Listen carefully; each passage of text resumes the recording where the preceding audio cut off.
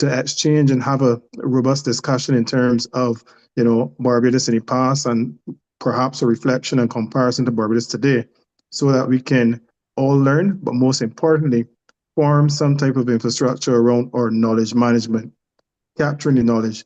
And there's no better entity in Barbados, I believe, that can do so better than the Barbados Museum and Historical Society. With those few words, I want to thank you for joining. I know some will filter into the discussion a bit later, but I also want to take the opportunity to thank the Barbados Museum and Historical Society at very short notice for developing a wonderful presentation, a wonderful participatory initiative, and in particular, Kevin Farmer, who's the Deputy Director of the Barbados Museum and Historical Society, for putting together a wonderful program. For those few words, thank you, and I'm looking forward to a wonderful event. All right, thank you very much, Consulate General Herwood. For those Barbadians in the diaspora, good night. It's now just after 8:30 in Barbados. I know it's 7:30 where you are. And I can say with a bright smile, it's nice and cool in Barbados. It's a bit too cold where you are. I'm looking forward for tonight, and I'm going to soon switch over to my presentation, which is entitled BIM at 60 and simply Sense Independence. But I also want to use the event to remind everyone of the long historical connection between the United States of America and Barbados, and to bring in that historical context, bring us all the way through to independence and to the development of the Republic, and then also in a way to ask a call for those of you in the diaspora to begin to share memories and experiences, and perhaps even photographs and other memorabilia you might have around migration, and those of you who might be third, fourth, or even fifth generation Barbadians living in the diaspora, whether in the New York, New Jersey area or in the wider United States. So at this time, I'm going to share my screen. First, I want to thank Consul General and staff to reaching out to us and for the kind words that there's no better institution as it relates to the memory of who we are to discuss Barbadian history with you. And on that note, let me switch over to the presentation. I'm hoping that persons can see my screen. At this time, I'm going to press play. And to welcome you to what should be an interesting thought and discussion tonight. And I always like to begin placing us in context, as so very few world maps show where Barbados is. As we say, the gem of the Caribbean Sea. But to note that in the 17th century, our island was central and pivotal in the development of what we call capitalism. And I'll be touching a bit on that in understanding where we have come from and where we're going. But I first like to always begin with reminding people that before there was Barbados, there was Ishirubenaini, which is the Amerindian place name for Barbados, which means red land with white teeth. The red land relating to the red clay soil of Barbados, the white teeth relating to the coral reefs around the island. And in a nod to the previous lecture around food, to remind persons that when we use the word Mobi, we're in fact utilizing an Amerindian name. Mobi was an Amerindian drink, not made from the bark of the tree, but made from fermenting sweet potatoes. And yes, by fermenting, meaning having a slight alcohol being made from sweet potatoes. And that is what originally Mobi was. Just another shot of our island.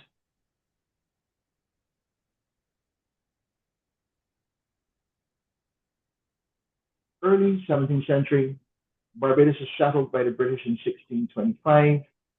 This early map by Ligon is actually produced around 1634. Uh, Most of the settlement is along the west and south coast. At this time, Barbados is a series of small farms, not plantations as yet. Cotton, indigo, ginger, tobacco are being grown on the island. You'll note that, I don't know if you'll see my, I can't see the cursor, almost in the middle of that map, you see 10,000 acres of land which belongs to the merchants of London. This is to settle a debt by the Earl of Carlisle. And with the settlement of that debt, it in fact creates what we now know as Bridgetown. First settlement is in Whole Town, but the second settlement is in Bridgetown in 1628, which means that we're 2 years out from celebrating the 400th anniversary of Bridgetown. So as we, in this year, celebrate the 60th anniversary of our independence, I want us to take note of 2 years from now, celebrating 400 years of the city of Bridgetown. Close-up of Ligon notes, even at that time, that fight for freedom, because for me, independence is that physical manifestation of the want for freedom, of enslaved persons running away and being tracked down. So when we look at some of these early maps, some of the imagery is not as imaginary or fantastic, but simply recounting what is happening on the ground.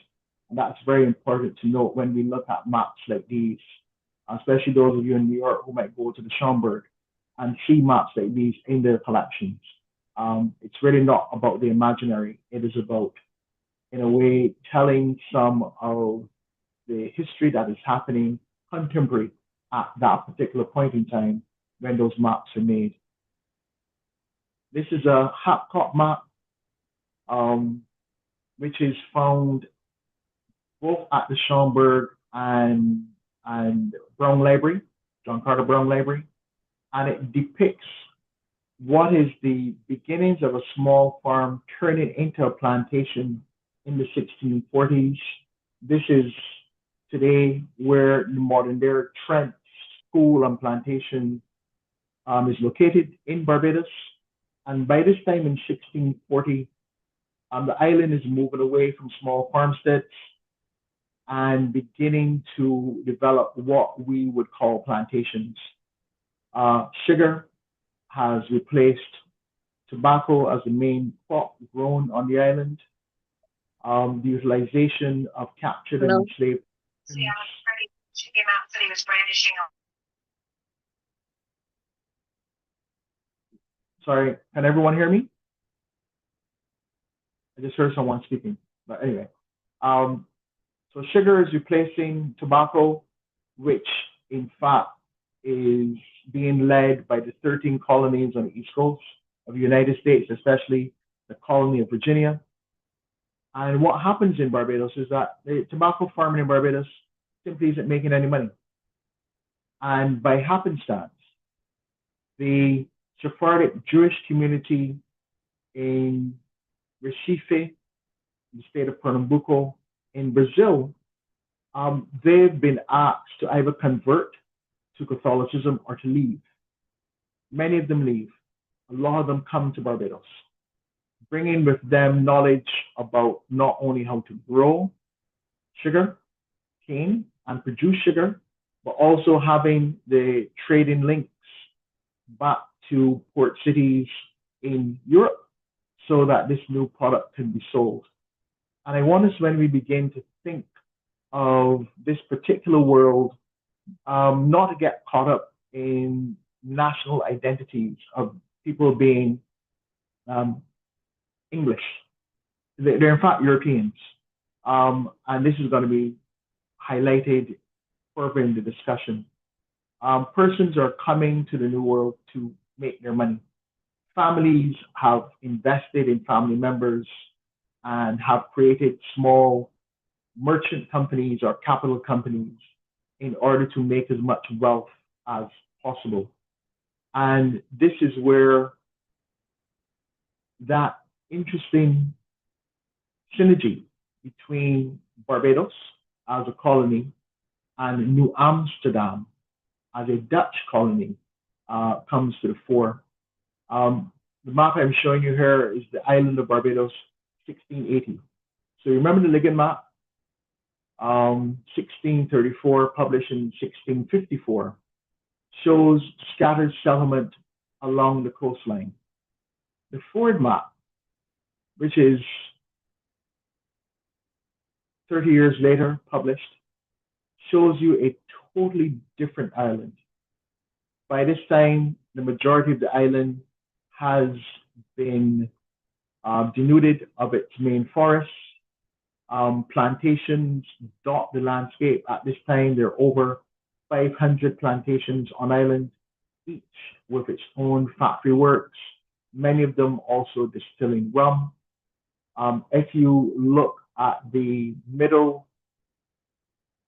left of the screen, you'll see Bridgetown, and from Bridgetown, almost radiating like the spokes of a bicycle wheel, are the roads leading away from the city towards the country. When you look at this map, I want you to imagine that all of the road networks that you're seeing here, with the exception of the Spring Garden Highway, President Kennedy Drive, the ABC Highway, all these are new, but all the roads that we drive on today are in fact here, seen on this map in 1680. It says something about continuity and us not liking change when we can look at a map at 1680 and recognize that the roadways and some of the place names have remained the same for the last 400 plus years. This one simply shows the fortifications along the western coastline of Barbados, from Maycott's Bay and St. Lucie all the way to Oistins in the south, because on the western side, those white teeth, the coral reefs, protected the island from invasion. And in fact, there's only one safe harbor on the entire eastern coast of Barbados, and that is at Concept Bay. By the 1690s, this is a shot of Bridgetown, taken from a large painting at the museum called The Governor Going to Church. Shows the amount of shipping in Carlisle Bay as the main harbor.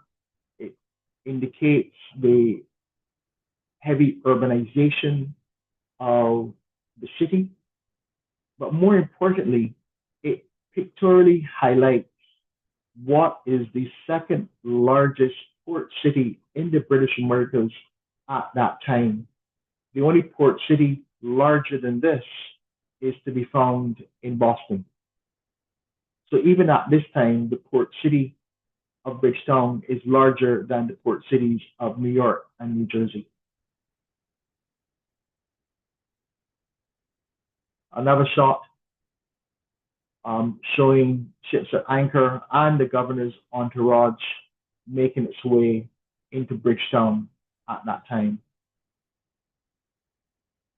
Some of the activities that one would have found in port cities, persons elaborately dressed for the Sunday market, which enslaved people were not allowed to go to church, so Sunday became their market day, where they could buy, sell, barter for goods and produce.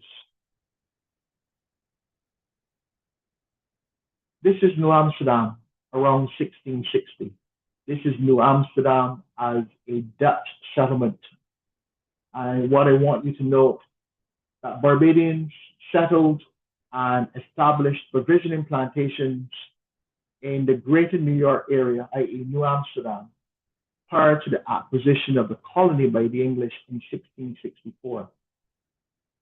Some of the leading merchants and landowners in New Amsterdam were either directly Barbadian planters and or their families who brought with them enslaved Barbadians from the island to work and settled in this area.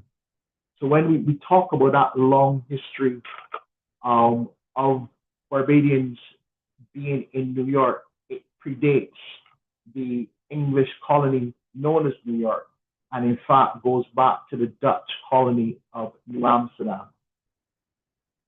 In fact, if we go back to that early painting, you will see some of the Dutch curvilinear buildings depicted in Bridgetown, because there's a heavy Dutch influence and heavy Dutch trade between the settler colonists in Barbados and the Dutch at this time. In fact, much of the sugar and rum on island is being shipped to Europe, not in English bottoms, English ships, but in Dutch ships.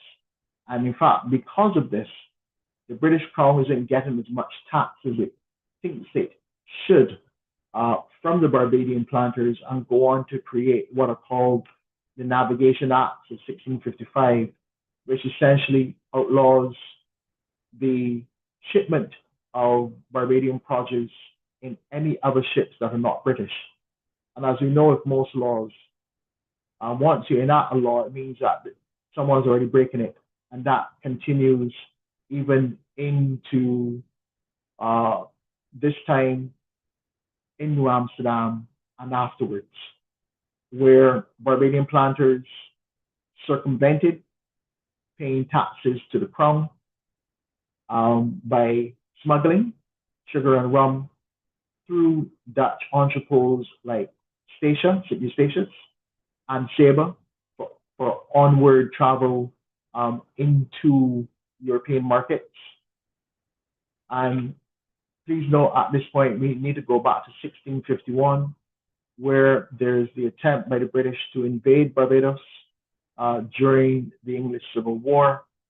That attack is unsuccessful. And in fact, the Charter of Ostends sets in place that there can be no taxation without representation on island in 1651, which is prior to a more famous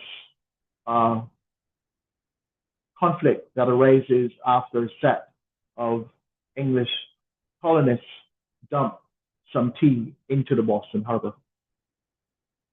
But we get back to the settlement of New Amsterdam and New York and New Jersey. Some of the, as I said, some of the earlier larger landowners and then governors are in fact directly Barbadian or have that connection to Barbados. Shameless plug on my part. If you want to read more on this, our journal for this year, there's a wonderful article by Seth Camel where he explores that connection between New York and Barbados in this early period. In fact, I will note, for instance, that the state of Rhode Island, its original name, which was only changed a couple of years ago, was Rhode Island and its plantations. There's a settlement there called Shelter Island, which has a connection to Barbados in the Constant and Carmichael plantations. And in fact, that is the subject of a major project with the University of the West Indies History Department at Cave Hill and those at Shelter Island to begin to understand that connection of those provisioning plantations. And when we talk about provisioning plantations, they're supplying everything from wood to meat to apple to horses back to Barbados. So because the island cannot feed itself. And in fact, the only time we ever fed ourselves completely was during the Second World War. So food insecurity has always been an issue on island from the beginning of British settler colonization in the 17th century. And it's because of those provisioning plantations in New York, in Rhode Island, in Connecticut, in Virginia, that we're able to get supplies onto island. So much so, I'm trying to remember if it is Connecticut, there's a small family who become manufacturers of knives and cutlasses, whose family name is Collins. And of course, what do we call a cutlass in Barbados? A Collins. So again, we speak about that long historical link between Barbados and the early 13 colonies on the eastern seaboard.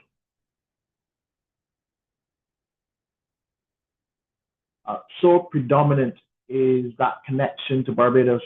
It's only as early as 1921 that the township of New Barbados was renamed the city of Hackensack. So when you cross the river and you go across to Jersey, I want you to imagine that the majority of New Jersey is as a result of those planter families who made wealth and bought and extended their wealth into those 13 colonies. I, in fact, want us to think of that plantation complex much the same way that we think of multinational corporations today. The landowner in Barbados owned land in New York, owned land in New Jersey, owned land in South and North Carolina because theirs was about wealth, and of course, owned land in England or Scotland and Wales and Ireland. So when we look at the 17th and 18th and 19th century, I don't want you to go away seeing these as individual planters, but I really want you to see them in their true context, that they're multinational companies which happen to be experts in agricultural production. And in some cases, they do the vertical type system. They own plantations, they own provisioning plantations, they own ships and shipyards, they own pottery works and distillation factories, processing plants from refining muscovado into white sugar. They invested in everything from brickworks to infrastructural development. So the growth of the Atlantic economy in its broadest framework is around the creation of wealth. And that core creation of wealth is around the production of sugar, which in the 17th century, Barbados is the world's largest producer of. And even when we're eclipsed into the 18th century by Jamaica, most of the varietals of sugar used around the world are coming from Barbados. So there's still that leadership role, as it were. And as we have been told countless times, and unfortunately, the manner in which the laws were used to suppress and oppress captured and enslaved Africans and their descendants has its genesis in Barbados, in the development of the 1660, what they were called then slave laws, which are then taken and utilized throughout the British Atlantic as the blueprint and model upon which to exercise societal control over people. And that nexus between Barbados and burgeoning young port city called New York. So I say series of islands and port cities that we refer to as New York and New Jersey. But outside of in trafficked and enslaved Africans, I want us to note that the Sephardic Jewish community to be found in New York has its origins in Barbados. Primarily during the 18th and 19th centuries, driven by economic decline and hurricanes and social upheaval, that Sephardic Jewish community moves from really Pernambuco and Recife to Barbados, onward to Jamaica, and then to New York. In fact, the last Sephardic Jews migrated to New York from Barbados in the early part of the 20th century. But many of them can trace their ancestry back to Barbados. And there was a twinning of temples between Barbados and New York. And I think it still exists. The Sharif Israel and the synagogue here had that strong connection. So when we look at those connections, it is just not persons of African descent, persons of Sephardic Jewish descent, persons of English, Irish, Scottish, Welsh descent, persons who are mixed race, moving across the Atlantic from Barbados to New York, and in reverse as well, that we have to have a better understanding of, and to see the sea not as a barrier, but to see the sea simply as the highway between those physical entities that we call islands and continents, or islands and countries. And in this, that constant fight for freedom, whether it is political freedom or economic freedom, with the passage of the Emancipation Act of 1838 in the British West Indies, members of the American abolitionist movement are sent down to the Caribbean to understand what this emancipation looked like, and if it is something that they should advocate for in the United States. There's a wonderful book by two gentlemen called Thome and Kimball, who in fact come to Barbados and meet with London-born and Samuel Jackman Prescott to understand what emancipation could look like, but also to understand, and also furthermore to understand what is really happening, but then you need to set it in context. Between 1838, which is the Emancipation Act, the ending of enslavement in the British West Indies, and 1938, which is can be seen as the last set of labor rebellions in the Caribbean, wage rates in an island like Barbados remained the same for over 100 years, which means that migration becomes one of the outlets by which our ancestors utilized to make a better life for themselves and their families. We always point to Panama, where officially a quarter or one-third of the island's population migrated to between 1904 and 1914, which is the American building of canal.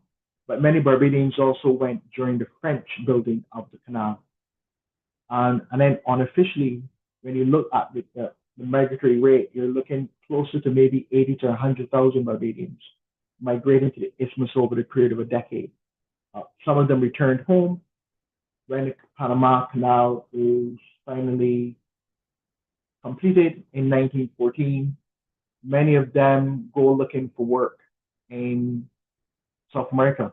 They're following the United Fruit Company or ever construction projects, whether to Nicaragua or Brazil or Peru or Chile or Cuba, and also to the United States. This is an image of some of those Barbadians on board making their way to the isthmus. And having a strong influence on the developing culture of Panama during the canal time, during the construction of the canal, and the post-canal work. You go to Panama today and you go to Cologne on the Atlantic side, you're actually amazing that strong West Indian, but also that strong Barbadian influence to be found amongst the people there. But post-Panama, Barbadians migrate primarily to New York City, Queens, and Brooklyn, and Florida. Again, it's around economic opportunity, the high unemployment to be found in the Caribbean, and the fact that prior to the immigration restrictions of the Immigration Act of 1924, it becomes that place in which Barbadians can go to find work, because many of them would have left Panama highly skilled, some bilingual, and being able to find gainful employment in New York and other states. Even with the restrictions between 1924 and 1940, people leave and then return. And as you perhaps know better than me, if you were to go to the Ellis Islands archives to see the number of Barbadians who are coming through Ellis Island. And then, of course, in the 1940s, those who joined the labor programs of Caribbean workers to the U.S., especially in Florida, but even south, places like Alabama and Georgia. And of course, many of them settled in New York and have still settled there and have strong knit communities and established networks, both of kith and kin. And I think that is absolutely amazing. And as we celebrate 60 years, I think it's important that we begin to do a deep dive and begin to recapture some of those memories and family histories so that we have a better fleshed out story of what that migration can look like. And of course, to remember the antecedents of that, it doesn't just happen in the early 20th century, but it goes back to the 17th, 18th, and 19th century. And we need to understand it and understand how it has shaped us and how we in turn have shaped the land in which many of us have migrated to.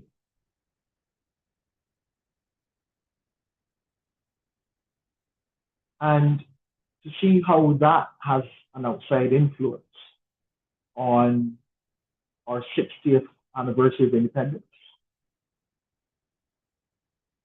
and also our development as a republic. And to look at and remember, again, the outside influence and engagement and legacy of Barbadians and persons of Barbadian descent within the politics and the culture, not only of New York, but of the United States. And of course, one cannot say that without mentioning on board and on boss, Shirley Chisholm. Incidentally, I'm going to perhaps mangle this pronunciation, Bedford Stuyvesant. And Stuyvesant actually made part of his money in Barbados and also had land in New York. If you want to talk about that connection. 1972, Chisholm is the first Black woman, Black person to run as a presidential candidate from a major political party.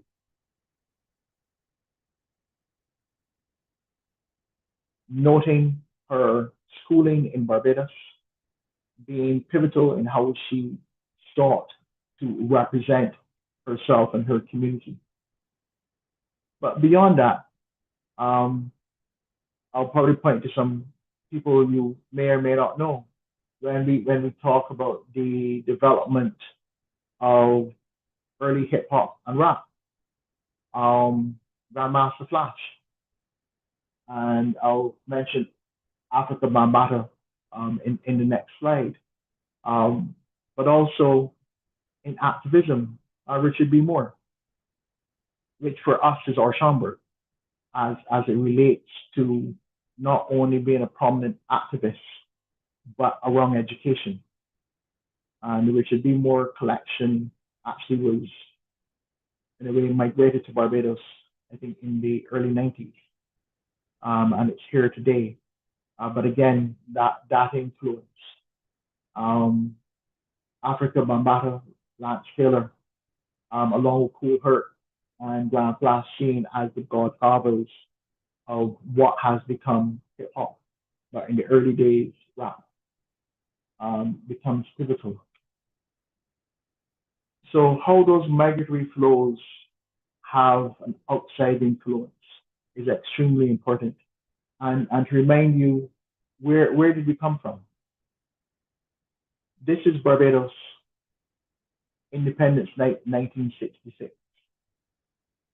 For me, what is interesting here, outside of the fact that the Union Jack is coming down, is that both the Landship and Spiritual Baptists paraded that night in 66. We talk about resilience, we talk about cultural resilience and resistance. The fact that they are examples of our African culture being showcased on the national stage in 1966 says a lot about our ability to retain culture and identity that we should never lose focus on. And as a wonderful juxtaposition, Independence Night 1966 and Republic Night 2021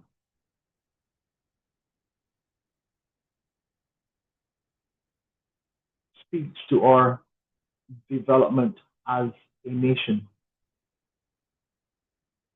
speaks to that continual fight for recognition and economic and political control since the 1640s. This is the physical manifestation of that, us as an independent people. And to draw those parallels,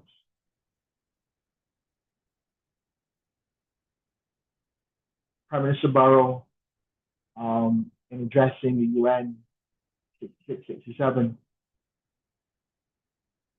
uses the quote that we often see as the linchpin of our foreign policy: friends of all and satellites of none.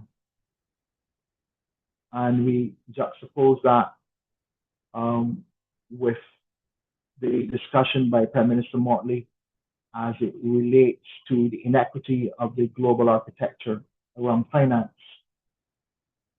and the fact that small states must have a seat at the table, which for me kind of echoes Shirley Chisholm.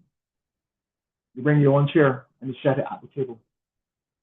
It says a lot about who we are as a small island developing state. And it says also a lot about that cultural identity that is formed very early in Barbados, starting maybe around the late 1680s, early 1700s. Because by that time, the enslaved population here is beginning to reproduce. To use Buffett's term, we became creolized very early, which means that sense of identity of us as Barbadians is set in place. I remember one of my former lecturers, Dr. Carl Watson, recounting a story, maybe 18th century Barbados.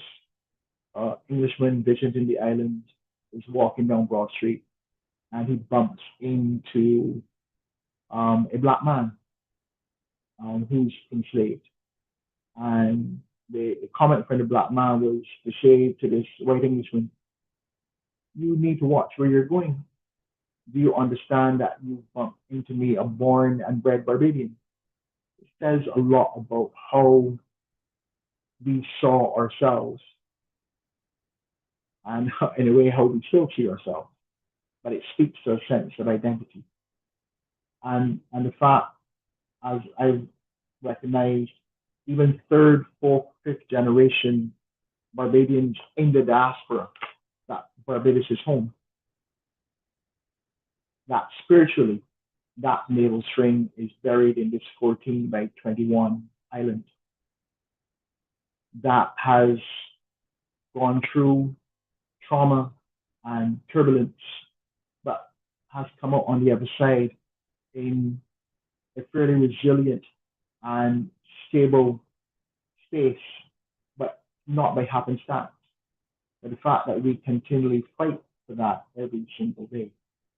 And it is to be seen in what we do and how we do it. And even in the foods that we eat.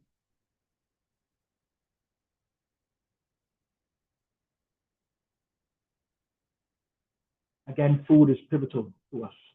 It centers us. It provides home. And as I was told recently, you can't go to New York and not go to 11 parishes. There are a few new restaurants have popped up. I think Kabasa is one of them and a couple others. But this has happened over generations because food connects you to home. And in fact, one can make the argument that in a diasporic communities, because you're almost fixed in time, you might have a different way of preparing a particular meal that we don't at home anymore. And that, in a way, is ancestral and needs to be captured and understood. But beyond that, it is the telling of our stories and how do we go about engaging both with local and diasporic communities in exploring who we are, how we've come to be, and continue to share those stories. How does the enslaved burial ground at Newton tie into those communities of first traffic and then freed Barbadians in New York and New Jersey? How do we seek to represent that in light of the African American burial ground in New York City? How do we speak to this in the wider transatlantic world in which Barbados played such a pivotal part in the 17th and 18th century? How do we continue to tell that story as we build out monuments to commemorate that past? And that, for me, is one of the opportunities of speaking to you tonight, that as we enter the second half of the 21st century, how does diaspora help us to be resilient and to grow us at home and abroad? Because what's interesting in doing the research for this, and this is a little bit old, it might be more now, is the 2010 US Census notes that there were at the time 62,000 Barbadian Americans. 50% of them residing in New York alone. And I guess my call tonight is about asking you to help us celebrate Bim At 60, to share those family stories of migration, the images and artifacts that speak about migration and settlement. Because we need to understand that to have a fuller sense of who we are as a people and how resilient we are no matter where you go, and to solidify that statement that we say in jest, but which is true, that no matter where you go in the world, you will find a Barbadian.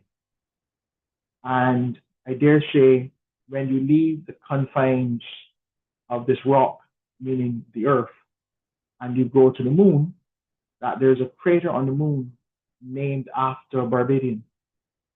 I've now forgotten his name, but he was a Barbadian who became the Astronomer Royal of Scotland.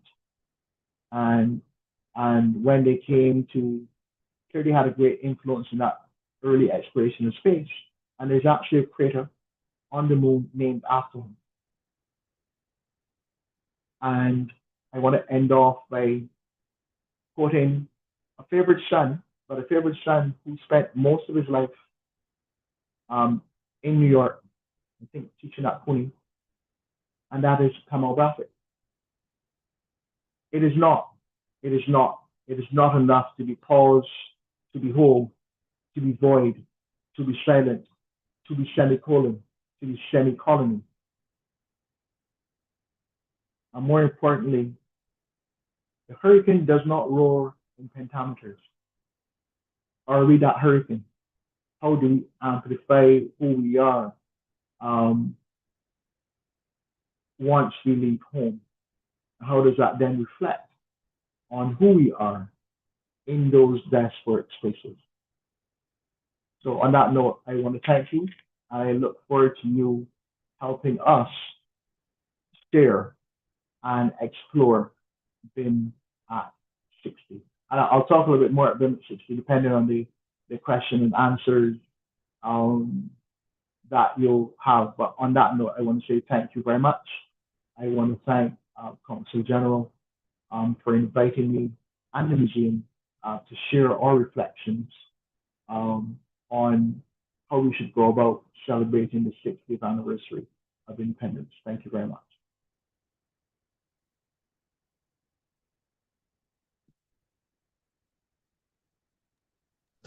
Thank you very much, Kevin. That was short and sweet, for lack of a better expression. That was short and sweet, and I could stay and listen to you for another hour, to be quite honest. I'm sure you may have one or two comments, but I just wanted to kind of peek into literally two snippets that you mentioned. One, the Collins. I couldn't help but notice Collins. Most of us on the call grew up calling this thing Collins, and you sent me to Google very fast and to see the Collins family in Connecticut. You were correct. And then I came across something which is a West Indian medical journal from 2002, a survey of cutlass injuries, and next to cutlass in parenthesis, they got the word Collins again. So such is a strong word. I think what you've laid the foundation for is not only a reflection on the last 60 years, but also a footpath for the next 60 years. And suffice it to say, you asked the question, how can we across the diaspora kind of build on what we've been developed on for the last 60 years, and how do we continue? And this is a focal point of myself and my team at the consulate. We, as I mentioned earlier, we were doing together with Dine last month as our Diamond Jubilee. And insofar as the attendees and the persons watching enjoyed a session of the sweetbread and rum punch competition, that came out of the knowledge that Barbadians love their food. And it came out of the acknowledgement that there is no perfect sweetbread and there is no perfect rum punch. And where you have a collective of Barbadians sampling different types and makes and constructs of food that Barbadians love, you're bound to hear a little bit of conflict, positive reinforcement, but that is knowledge management altogether. That is really us celebrating our culture. So with those few words, I want to also thank you. I'll leave the door open for comments, queries, and questions. I'll put myself on mute as well, and you continue to guide the ship according to the feedback and the questions that come. So those few words, thank you once again, Kevin. No, thank you very much, Consul General. And I say that I deliberately put in that food poster county with raisins. I'm very sorry. That is my statement there. Okay? Good. Having raisins, I'm very sorry. I might upset some people, but that is my flag, and that's where I'm sticking it. But I think it's so important to recognize again the family recipes in creating something. The dash of or not including something becomes that particular family recipe. So there's no one way, there are multiple ways. And we need to celebrate that in the language that we use, the way in which we prepare our food, the different memories that we have about home. I mean, the museum in celebrating this year, I'm not going to spill too much now, we're going to be rolling out a campaign around Bim At 60 to celebrate those different aspects of who we are.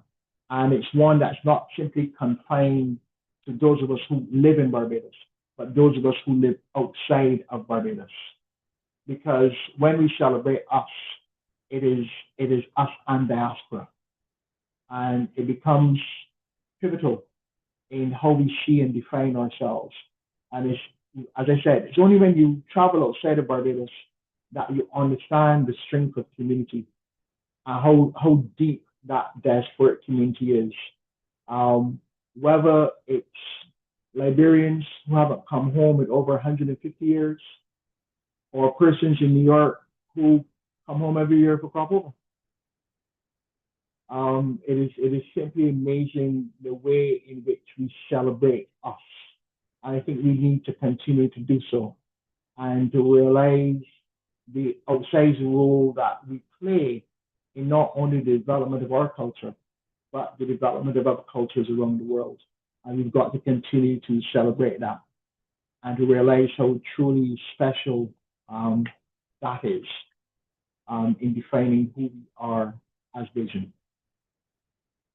I don't know if there are any Q&As.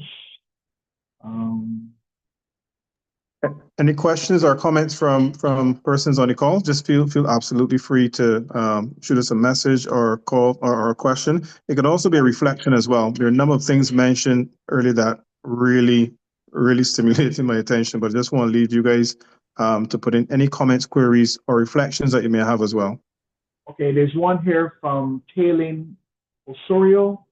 Person says, early in the webinar, you mentioned Barbados being the center of or being an important influence to capitalism. I would love to hear a bit more about that, how this positioning has influenced how Barbados has negotiated globalization and development. It's a lot for only a few minutes left.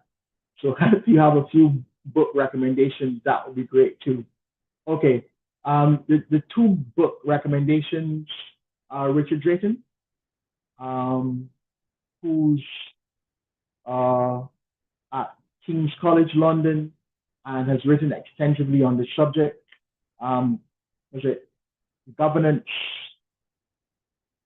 Not gods and governance, but on governance. But he does have a fantastic book that explores the agricultural empire that is created and Barbados' role in it. That's one. William Pettigrew has written on the early development of corporations and capital in the Atlantic world. And in fact, his work by one of his students, everyone has heard of the East India Company, which basically developed Southeast Asia. That company, its early investors are in fact Barbadian planters. And they had found a particular letter that said, basically, as you form this new company, the East India Company, please remember to follow the Barbados model.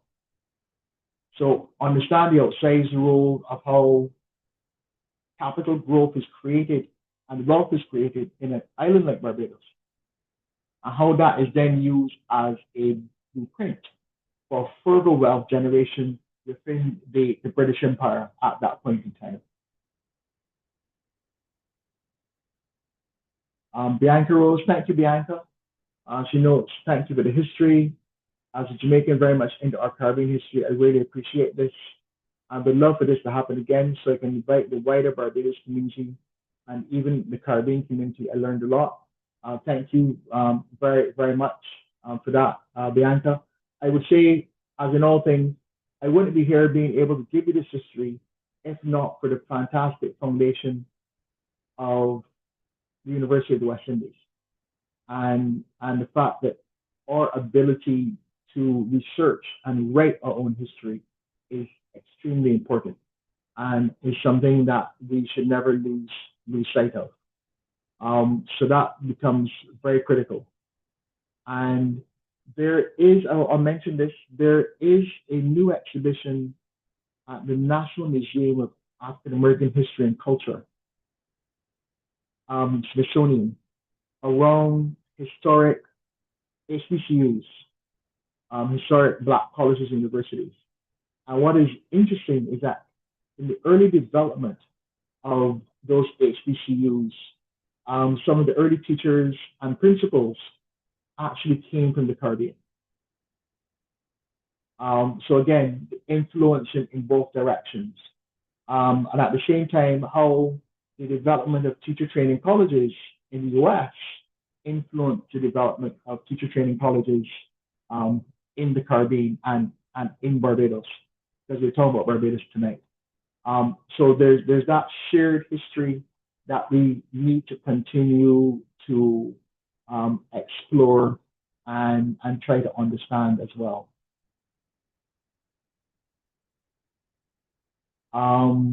Freya has asked, good evening, thanks for the presentation.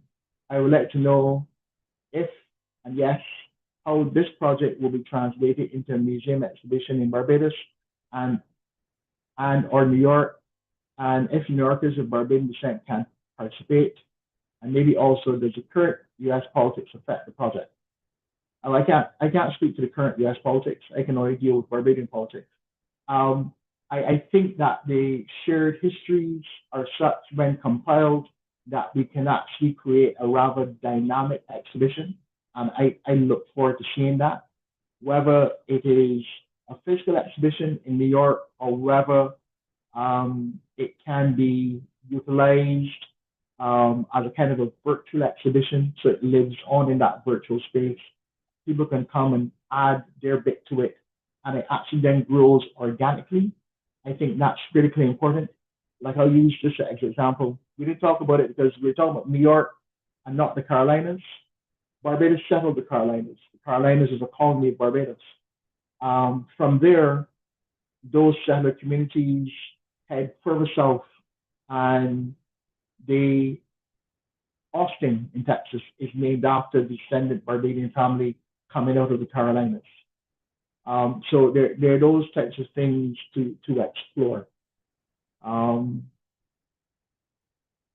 Do I know who ran the Boston port? No, I don't.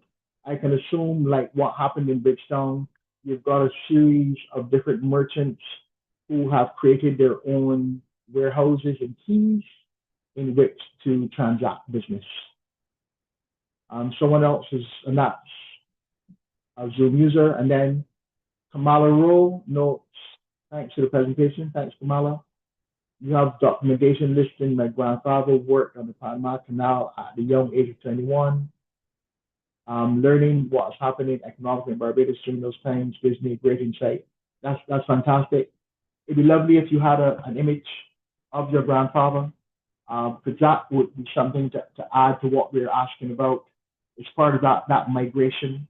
Only last year, the museum took a group of about 40 Barbadians and desperate Barbadians to Cuba. And some of the people were descendant Barbadian community from Panama who knew that some of their relatives had gone to Cuba. And I think in some cases, a family reunion occurred because we migrate well. But we need to keep that history alive. So in Baragua, there's a very large descendant Barbadian community. So it'd be lovely if you could post something on your granddad. That'd be amazing. My grandfather was also born in Panama, but sent back to Barbados as a young boy. So he didn't have a memory of his parents really. But yeah, so there's a lot of reconstruction around family history that we should be doing. And of course, in all of this, further exploring and understanding how Barbadians and descendant Barbadians have contributed to the U.S. In multiple ways, education, sport, culture. It'd be fascinating to know and to reconstruct. Because again, we think you'll recognize that the world is in fact a lot smaller than we think it is. And of course, looking forward to seeing how what's the show that Henry Louis Gates has about exploring your past.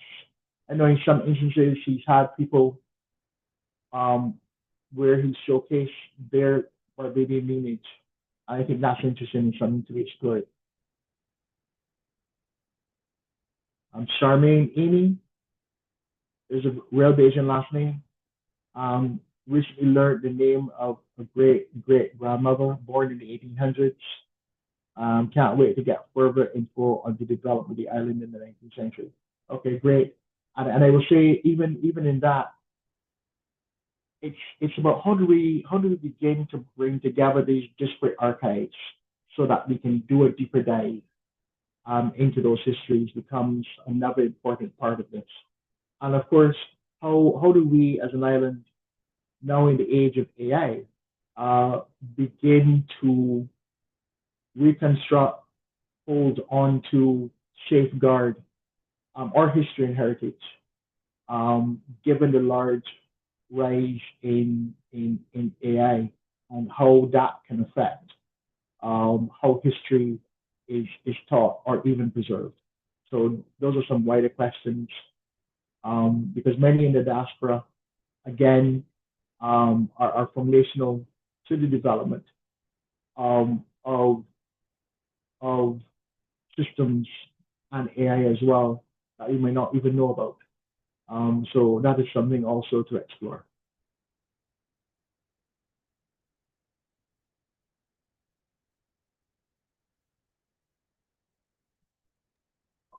But Kevin, you touched base on something here which is quite interesting, which is being able to facilitate some of the historic representations of Barbados, some there in Barbados and some in New York, but doing so in a virtual setting as well.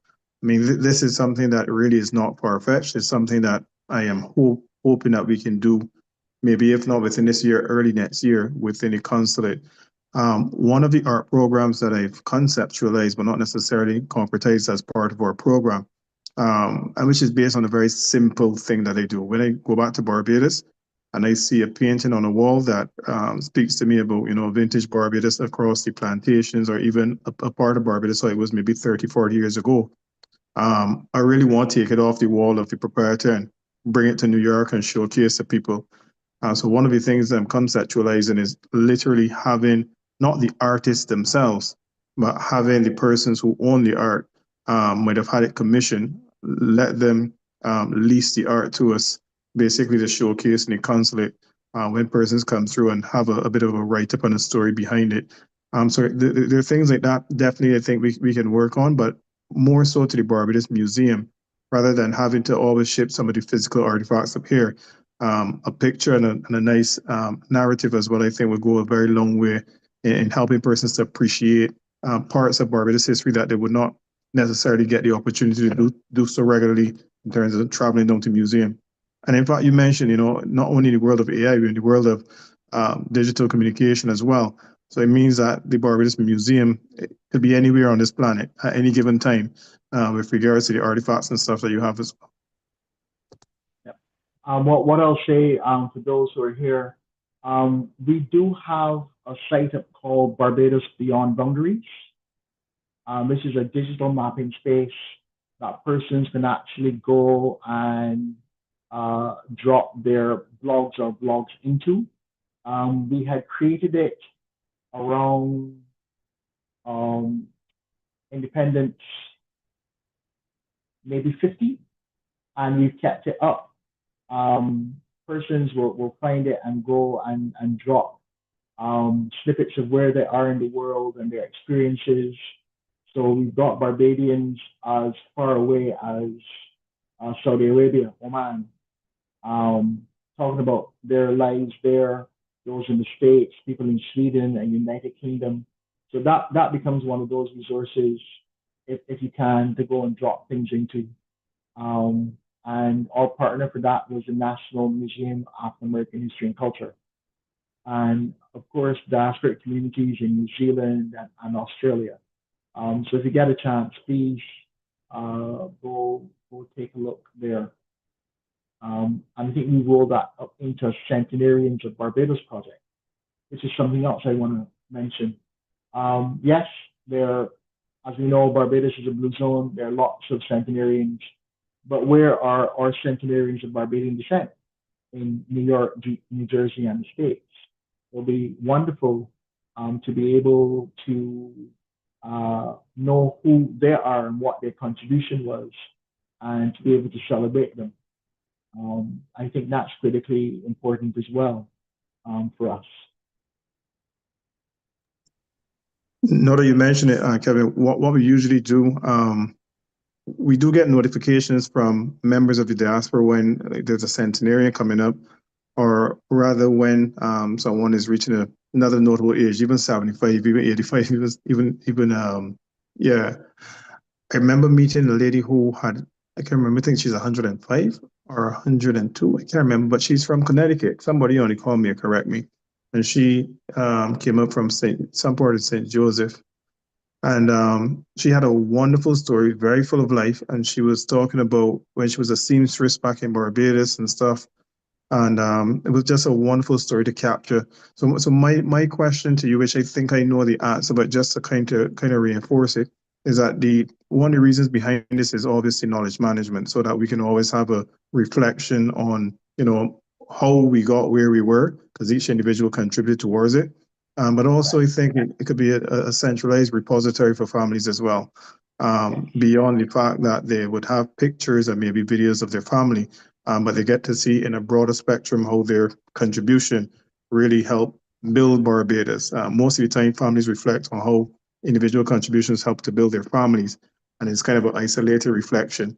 But to have them speak about being a community seamstress that had to do all the clothes for the school children and send to school and add to the education. And most of the times the family did not necessarily have the full payment up front. So, it became a lack of a better word, a coolie man or coolie woman kind of seamstress, just ensuring that you get the money over time. So I think it's a wonderful initiative, and it's good to kind of transcend from the personal reflection to the national reflection that how people contribute towards the country. Oh yeah, that's critically important. And it's amazing how, as you said, the community seamstress or the community butcher or carpenter, how they help to develop community. And also at the same time, a lot of our villages are disappearing. The reflections of these people can help us to reconstruct where these villages were, because many of them don't exist anymore. And that's something that was only mentioned recently by Sir Woodrow when we launched the journal last month. Well, actually, it's still in January, early this month, about the need for us to begin to record and recapture some of these villages, because one of the negative effects of migration in some cases is that entire communities leave, and if entire communities leave, then that village dies. And the only memory of that village really resides in those people. And unless they say where they were born or where they grew up, and we will never know it even existed, because in some cases it didn't necessarily make its way onto an official map. So I think part of what we're doing in the 60th year in capturing those memories. It's also helping us to physically and mentally reconstruct the landscape that persons would have come from as well. So I think that becomes really important. So, at the museum, we look forward to partnering with you and developing that and as a repository virtually about migration and the migration stories, but also helping us to reconstruct other family histories and even landscape history here back on island. Sharing their stories on Barbados Beyond Boundaries, which you can Google. I'm just going to put the spelling in the chat.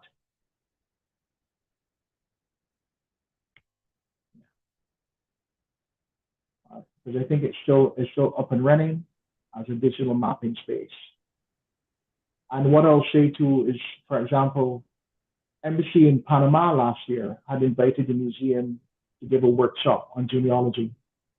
And it was, it was amazing. It was amazing connecting with that Bajan Panamanian community. Having, I think there was a cap of 100, having 100 of them in a room and going through how they can do the genealogical research. And that was so successful that we've been invited back by the Embassy of Panama in Barbados. Sorry, the Barbados Embassy in Panama this year to do a follow-up. And I think that is critically important because it builds and bridges communities across time and space. And I think that's something that we should seek to do, whether in person or virtually, wherever that Barbadian diaspora is to be found. I think that's something else that adds to that as well. All right, fantastic.